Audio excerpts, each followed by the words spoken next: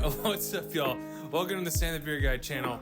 Today we're going to do a little studio tour because we haven't done one of those in a while. As always, like, share, comment, sub, all the things y'all do to support me. Walking backward is always awkward, but we're finally here. Just real quick, here's a little just transition space, shared mudroom. This is where I keep my unbuilt Lego sets, extra cables, mini fridge that has nothing in it yet, meat, all the things, but no one cares about that. Let's go into the studio where everything happens in here. So I just moved into this space back in March or April of 2024. So if you want to stand right here, we're going to do a little 360. My beautiful wife is holding my camera and she's so awesome. Thank you. Okay. Roland RD700. I've had this since 2000. It doesn't work anymore, actually, but I don't know what to do with it, but it weighs like 80 pounds. So I haven't quite figured out. I don't want to throw it away because, you know, I've had it for like 25 years, but I can't use it. So I don't really know what I'm doing with that yet. But there it is. This is the Parrish drum kit. This is made by a guy named Joey Parrish. His company's called Parrish Drums, Drum Parrish Designs, whatever. This is a perfect drum kit for really all environments, but it's specifically great for places where stage volume is an issue. So like smaller churches, medium churches. We've used this in arenas and big venues, but it works really well in small venues where you don't want a lot of stage noise. And so if you're in a situation like that where stage noise is an issue and you don't want to do the drum shield or whatever, this is a great solution. Over here, Star Wars, of course, because, you know, I'm a Star Wars nerd. I have lots of guitars. They're kind of cool. This one is not worth talking about. It's just one of those little epitome guys, whatever. I don't ever play it. I took it to Ethiopia one time. Cost like $100. I haven't played it since then. This is the electric I had growing up. I don't really play it ever because it's not that great. It's like a caster little guy, little Squire. This is my Taylor. I've had this for a long time.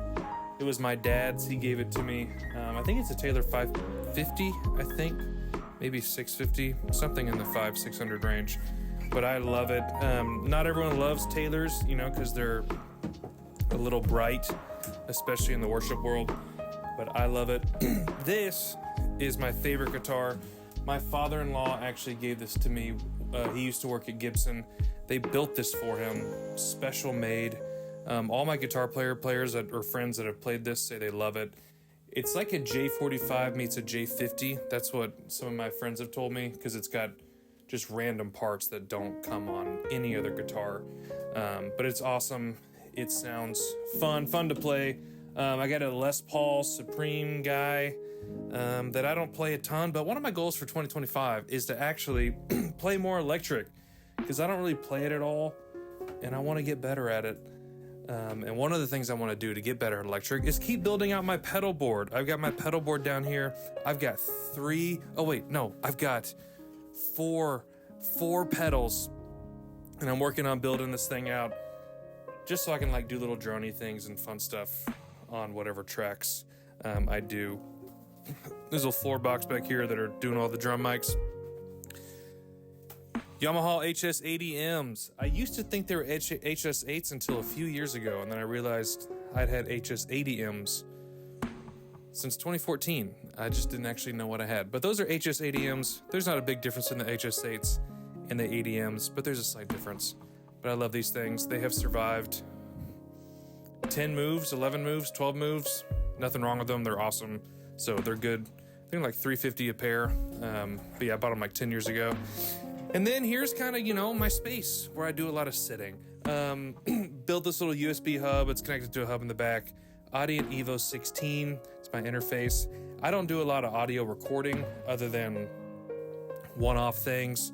So I don't need like an expensive $3,000 UA type of thing. If I ever got into that, I would. But this is great for what I do. It's got a cool smart gain function. So when you sit down and want to record something, you hit smart gain and it will automatically set the input level for you. But once you do that once, you don't have to do it again. But I love it. It's a great interface. It's budget friendly, relatively cheap. This is a UMC 1820 I thought I would use this because I thought I could send ADAT to the Audient, but I can't send ADAT to the Audient Evo. So I'm not using this at all. I'm probably gonna take it out and replace it with something else. Power supply. I've got a KVM switch down here because I have a gaming computer down here. And so when I hit this KVM switch, my mouse and my keyboard and my monitors and my audio interface switch computers so I can play games because I'm a nerd. I was actually playing Halo last night, revisiting the old Halo classic. 2001, Halo 1. I want to play all 5, I think, if I can.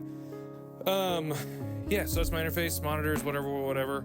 Am I missing anything? Oh, I just put this on the wall. I just installed this on the wall, which is really cool.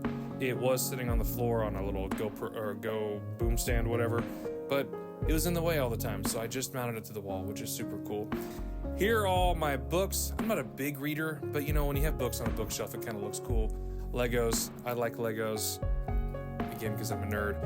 I just got this rack thing. A buddy of mine gave it to me. One of my goals for 2025, I've never been a huge hardware synth guy, but I'm trying to get into that this year. I've been talking with a few companies about what synths I can outfit this room with.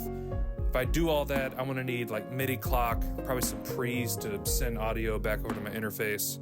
So that's why I kind of snagged this from a buddy. Very nice of him. This thing is like $1,000, I think, and he just gave it to me. So that's why there's a lot of empty space, because I haven't quite figured out what I'm doing right here, which is where those synths are gonna go. But more importantly, I want you to check out this beautiful Lego piece.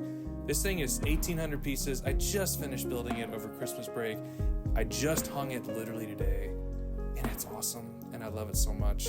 My wife thinks I'm a nerd, which I'm talking about her in the third person, but she's literally standing right here. But this thing is awesome. It is my new favorite piece in my studio. So yeah, I think I talked about everything. That's my space. Thank you all for following and supporting and commenting and all the things y'all always do. Go follow me on Instagram. I got masterclasses on my website, samgarnermusic.com. Get on my emailer. Spotify, Sam Garner. That's about it. I'll see y'all later.